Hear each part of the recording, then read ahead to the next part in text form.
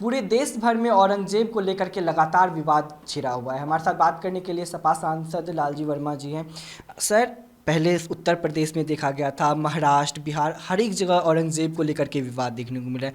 संभल में एक उर्स मेला लगता था, लेकिन प्रशासन ने उस पर भी रोक लगा दी है। क्या कुछ कहेंगे इसको? देखिए, मेरा ये मानना है कि जब तोप और तलवार के बल पर शासन चलता था, उसमें भी कोई भी राजा रहा हो, चाहे वो मुगल साम्राज्य रहे हों, चाहे वो राजपूतना समाज के लोग राजा रहे हों, जितने भी राजा रहे हैं, कहीं न कहीं आम जनता के हितों की अनदेखी करके उनका साथ है जोर जबरदस्ती करके ही राज करने का काम किया। उस राज को जायज़ नहीं ठहराया जा सकता। क्रूरता भी तमाम राजाओं ने की है। हम उसके बारे में कोई, चूँकि अंग्रेज शासन रहा वो भी क्रूरता किया, उसके पहले जो राजाओं का राज रहा उन्होंने भी क्रूरता किया, जमींदारों ने भी जगह जगह क्रूरता करने का काम किया है। तो इसलिए जितने भी राजा रहे हैं वो सभी कुछ अच्छे काम भी किए तो, लेकिन क्रूरता भी किए। तो इसलिए उसकी तुलना आज के शासन से नहीं की जा सकती। आज लोकतंत्र है, जनता का शासन है। कोई किसी भी व्यक्ति को ये अहंकार हो जाए कि हमारा शासन है, तो निश्चित रूप से वो राजशाही की तरफ बढ़ रहा है, वो तानाशाही की तरफ बढ़ रहा है।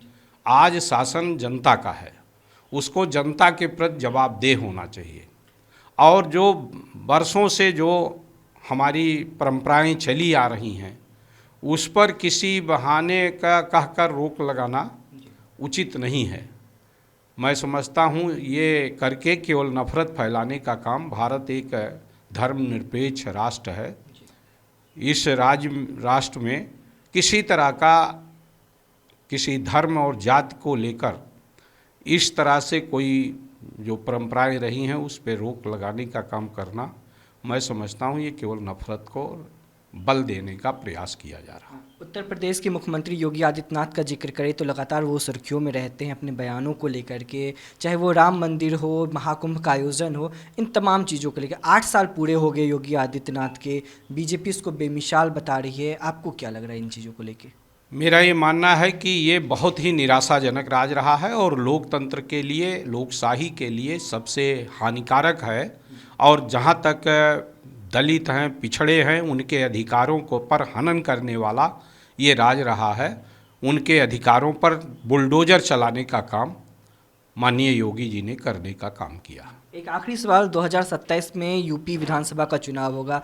लोकसभा में देखें तो तीसरी सबसे बड़ी पार्टी है, समाजवादी पार्टी है, और उत्तर प्रदेश में मुख्य विपक्ष की भूमिका निभाती है। क्या लग रहा है कि जिस तरह से योगी आदित्यनाथ का जो ये कार्यकाल लग रहा है, 27 में फिर से चुनाव होंगे, उत्तर प्रदेश की राजनीति में बदलाव होंगे, सपा की वापसी होगी? देखिए, निश्चित रूप से 2027 के चुनाव, आज जो कुशासन है भारतीय जनता पार्टी का, योगी जी का, जिस तरह से आम जनता के बीच में नफरत फैलाने का, बेरोजगार हड़पने का काम, पिछड़ी जातियों, अनुसूचित जातियों के अधिकारों को हनन करने का काम, केवल उनके अधिकारों को हनन करके और उनका हर जगह हिस्सेदारी समाप्त करने का काम कर रहे हैं। जनता इसको देख रही है। किसान, मजदूर, पिछड़े, दलित सब एकजुट होकर, आधी आबादी जो महिलाओं की सब एकजुट होकर जिस तरह से लोकसभा के चुनाव में उत्तर प्रदेश में 80 में 43 सीटें हासिल करके हमने ये दिखाने का काम किया है कि योगी का जो नफ़रत है वो चलने वाला नहीं है। जबकि उसके पहले ही भगवान श्री राम का मंदिर का अधूरे हालत में ही, पूरा ना होने के बाद भी आम जनता को धर्म के आधार पर सत्ता का दुरुपयोग करके जिस तरह से काम किया गया था, उसके बाद जनता ने उसका जवाब दिया।